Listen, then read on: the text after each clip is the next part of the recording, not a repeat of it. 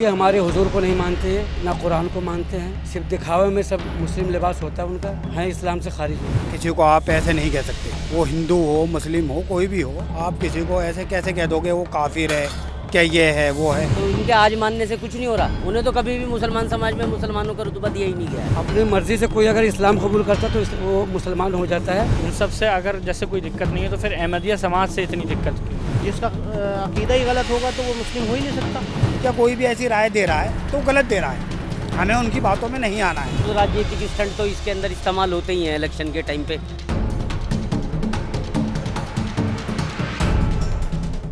नमस्कार, आपने देखना चालू कर दिया है लोकल लो बात। मैं हूं आपके साथ सक्षम तिवारी। आज हम लोग बटला हाउस में हैं और हम जिस टॉपिक को कवर करने निकले हैं, अहमदिया समाज को जो गैर मुस्लिम घोषित करा गया है उस पर जनता की क्या राय है, हम जनता से जानने की कोशिश करेंगे। सर, आपका शुभ नाम? मेरा नाम साकिब है। अच्छा साकिब जी, आंध्र प्रदेश वक्फ बोर्ड ने अहमदिया समाज को मुस्लिम मानने से इनकार कर दिया, इस पर आपकी क्या राय है? इस पे मुत्तफ़क़ फैसला कि ये मुसलमान नहीं है। अच्छा, आपको ऐसा लगता है कि अहमदिया समाज मुसलमान नहीं है? नहीं, इसके पीछे का कारण क्या है? इसके कारण ये कि हमारे हुजूर को नहीं मानते हैं, ना कुरान को मानते हैं, सिर्फ दिखावे में सब मुस्लिम लिबास होता है उनका, है इस्लाम से खारिज हो।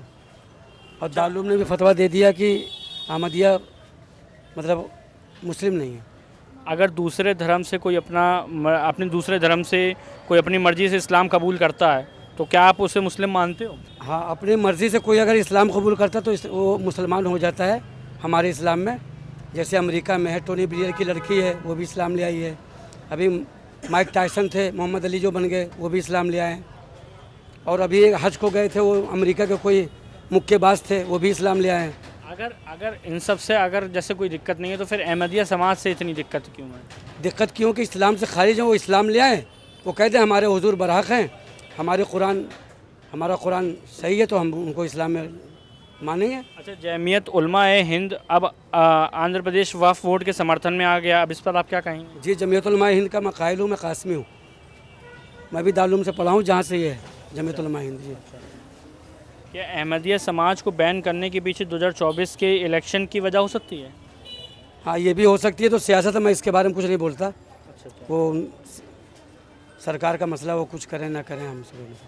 आपका नाम? मोहम्मद इरशाद। अहमदिया समुदाय को गैर मुस्लिम घोषित करा है, तो उस पर आपकी क्या राय है? वो तो गैर मुस्लिम हैं तो उनको मुसलमान कैसे मान लेंगे?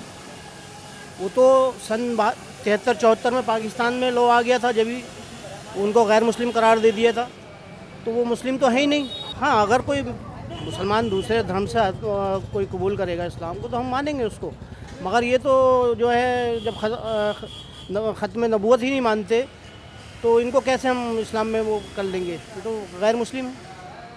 नहीं, अगर आप मानते हो तो अहमदिया समाज से फिर क्या दिक्कत है? इनका अकीदा ही गलत है ना। ये जो है ख़त्म नबूवत मानते ही नहीं है, तो फिर कैसे इनको मुसलमान तस्लीम कर लें? जिसका अकीदा ही गलत होगा तो वो मुस्लिम हो ही नहीं सकता। सबसे बड़ी बात तो वही है ना, इंसानियत की उससे वैसे आ जाएगा कोई गैर मुस्लिम समझ के सपोर्ट में, बाकी इस्लाम की उससे तो कोई नहीं आएगा। अच्छा, क्या अहमदिया समाज को बैन करने के पीछे 2024 का इलेक्शन की वजह हो सकती है? नहीं, इससे कोई मतलब नहीं है। इलेक्शन से, राजनीति से इसका कोई मतलब नहीं है। इससे राजनीति से इसका कोई मतलब नहीं है, तो एक मजहबी हुआ है। देखिए, सबसे पहले चीज़ तो यह है कि किसी को आप ऐसे नहीं कह सकते, वो हिंदू हो मुस्लिम हो कोई भी हो, आप किसी को ऐसे कैसे कह दोगे वो काफिर है, क्या ये है वो है। जब हमारे इस मुल्क में कोई अच्छी चीज़ नहीं आती, नाम फ़र्कबाजी एक दूसरे में रखते ना समझते, तो ये चीज़ें तो होनी ही नहीं चाहिए हमारे। अब ये राजनीति कुछ अलग तरह का सिस्टम हो गया है। मौका, इंसान को मौका चाहिए किसको कैसे बदनाम करना है। अब बदनाम करने के ये प्रोसेस चलने गए हैं कि इसे काफिर कह दो तो इसकी आग लग जाएगी, इसे ये कह दो तो वो हो जाएगा। तो पब्लिक को मैं तो यही सलाह दूंगा, किसी की भी बात ना गौर करके, किसी की भी बात को ना गौर करके अपने माइंड से सोचें, अपने दिमाग से सोचें, अपने दिल से सोचें कि अगर कोई हमें मज़हब के खिलाफ़, किसी के भी खिलाफ़ अगर भड़का रहा है, क्या कोई भी ऐसी राय दे रहा है तो गलत दे रहा है, हमें उनकी बातों में नहीं आना है। सबसे बेस्ट तरीका ये है। वक्फ बोर्ड ने मानने से इनकार कर दिया है। हाँ। मुस्लिम, उन्हें तो मुसलमान बहुत पहले से मुसलमान नहीं मानते। जो आज मान रहे हैं ये, तो इनके आज मानने से कुछ नहीं हो रहा। उन्हें तो कभी भी मुसलमान समाज में मुसलमानों का रुतबा दिया ही नहीं गया है। अच्छा, आपको लगता है कि अहमदिया समाज मुस्लिम नहीं है? ऐसा है सर, अहमदिया समाज मुस्लिम नहीं है, ये तो खैर धर्मगुरु ही बता सकते हैं कि कौन मुसलमान है और कौन नहीं है, समझ रहे हैं। बाकी मुसलमानों ने कभी उन्हें मुसलमान एक्सेप्ट नहीं करा है, ये हमेशा से बात है। अच्छा, अगर दूसरे धर्म से कोई अपनी मर्जी से इस्लाम कबूल करता है तो उसमें आप उसको मुस्लिम मानते हो?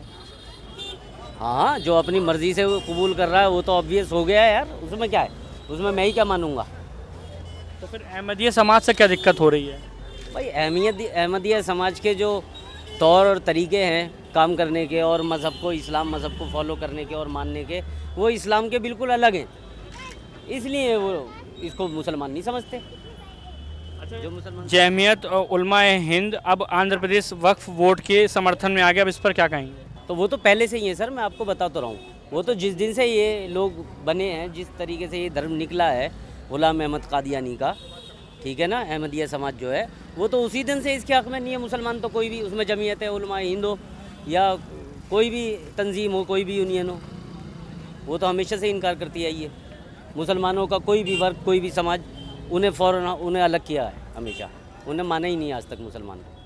अच्छा, क्या अहमदिया समाज को बैन करने के पीछे 2024 के इलेक्शन की वजह हो सकती है? इलेक्शन तो ये है कि यही सब काम चल रहे हैं, ये तो राजनीतिक स्टंट तो इसके अंदर इस्तेमाल होते ही हैं इलेक्शन के टाइम पे, हर तरीके के जो भी कर सकता है इंसान, जो भी पार्टी जो दिखा सकती है कर सकती है, वो चाल चलती है यार, राजनीतिक स्टंट हो सकता है, कोई बड़ी बात नहीं है।